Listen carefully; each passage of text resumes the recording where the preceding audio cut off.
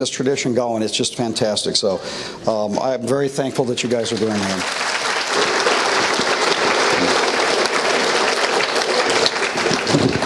Now, before we start with our first speaker, I want to bring Jerry Blackburn up.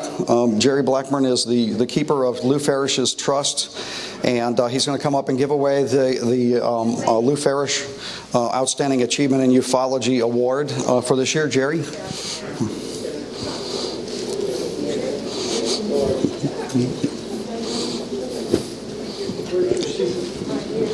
Good morning, and thanks to Julia for providing a little bit of time for this. This is an annual award given by the Lou Farish Trust to honor, give recognition and appreciation to somebody who deserves extra credit, extra recognition for their work in ufology. In just a moment, I will tell you who that is and a little about them. But first, probably a lot of you have never had a chance to meet Lou Farish, and I'd like to take a second to tell you a little about him. Just a quick show of hands. How many of you knew Lou Farish or attended one of the 20 or so conferences? Okay, probably half of you.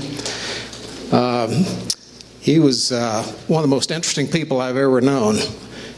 He was very smart, funny, had an encyclopedic memory, especially for UFO case details. He had, but he was very down to earth. What you saw was what you got. He directed the UFO conference here for about 20 years. He was also the editor and co-editor of the UFO News Clipping Service, which back before the internet was about the best source of credible reports of UFOs from around the world. My association with Lou goes back to an abduction regression case in I think it was about 1976. We were both involved in that investigation in Little Rock, and got to know him and became good friends. And over the years, worked with him on several projects. I provided computer support for the conference for several years. We had a UFO discussion group in Little Rock that at times had as many as 90 members. And I helped co-facilitate that. Excuse me. Toward the end, when he was diagnosed with terminal cancer, I helped him manage his hospice care and final arrangements. He asked that his estate be left to a trust to be used for UFO research and education. There are 4 parts to the trust. One was for mini grants of up to $5,000, and we have awarded 31 of those. We are going to be winding down the trust in the next 30 days. Part was for graduate fellowships. We never had any takers on that. Excuse me. Part of it was for travel for international speakers like Eric von Daniken at this conference. And part of it was for an annual award, which we're about to present. This year's recipient will be in very good company, as you can see. Linda Moulton Howell, Richard Doan, and Peter Davenport. Linda or Richard, are you out in the audience? I don't see them.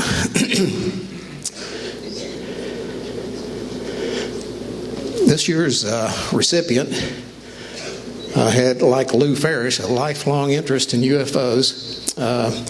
Dedicated most of his adult life to UFO research and education. He is a leading expert on triangular UFOs, and he is the next speaker, the first speaker at this conference. Our award goes to David Marler.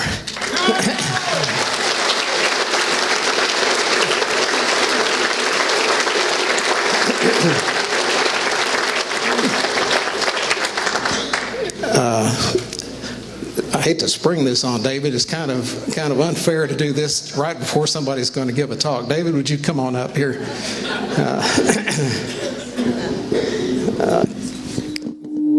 Whoa, can congratulations. I want to tell them a little bit more about you before I give you the award. Sure. David has a Bachelor of Science in Psychology from Southern Illinois University. He's a certified hypnotherapist, registered polysomnographic technician. Did I pronounce that right? You actually did. It's a tongue twister. Trained in diagnosing and treating sleep disorder, works for an international medical company, and lives in Albuquerque, New Mexico. There are three reasons that we felt that he deserves this. These awards are based, by the way, on a poll of what I call the Friends of Lou mailing list. About 60 people who knew Lou well.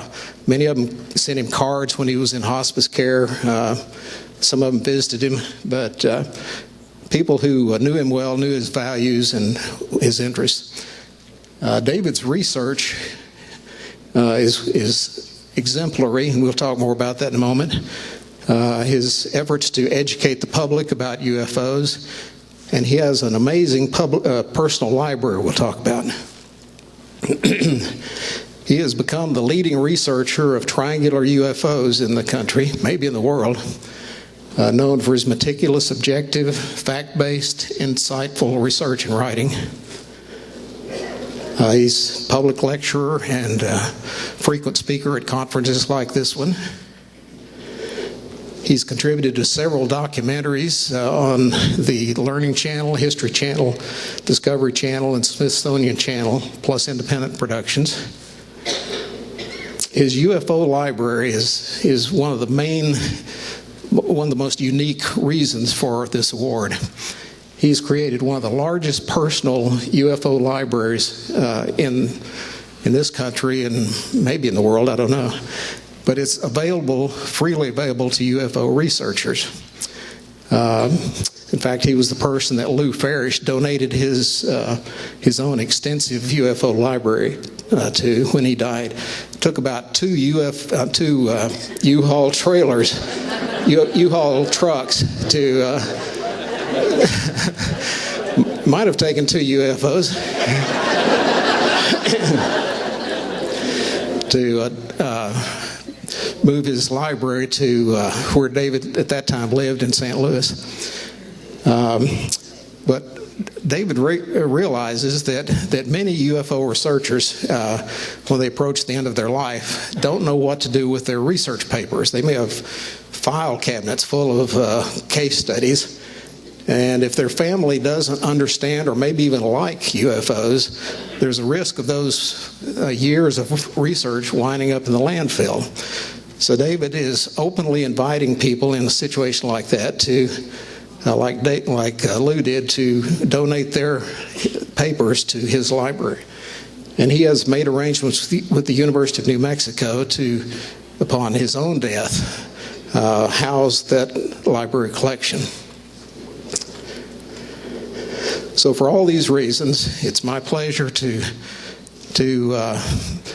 in recognition of and appreciation of all you've done and are doing, David,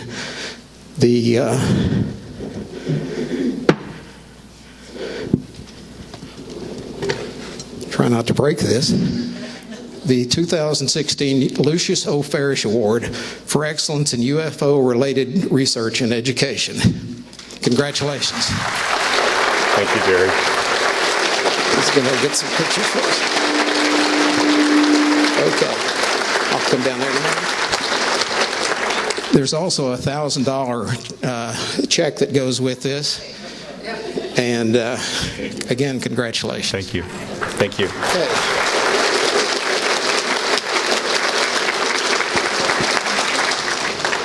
Okay, Forrest.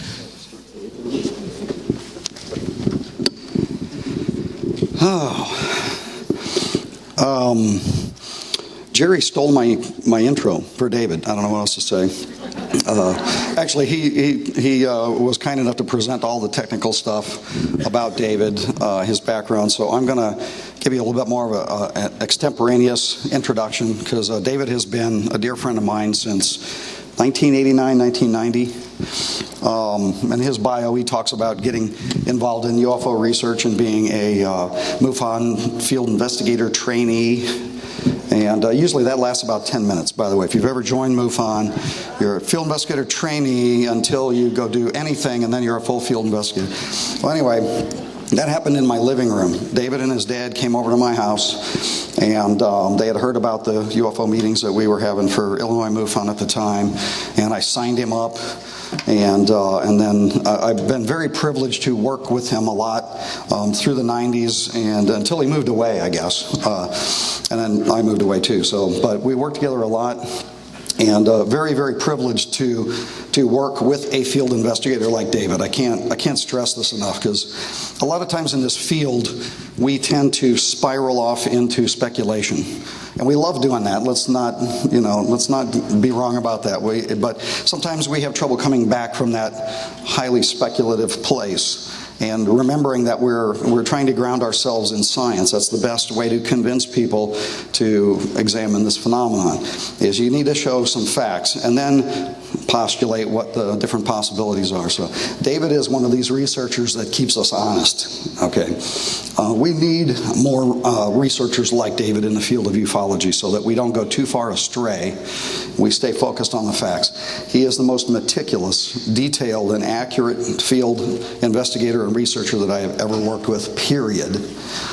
If he tells you something, you can assure yourself that it has been carefully researched and that it is as fact-based as you can possibly get. He does not leap to conclusions. He is a brilliant researcher, obviously. Just got the award for that. It speaks for itself. It deserves every bit of it. So, David Marler.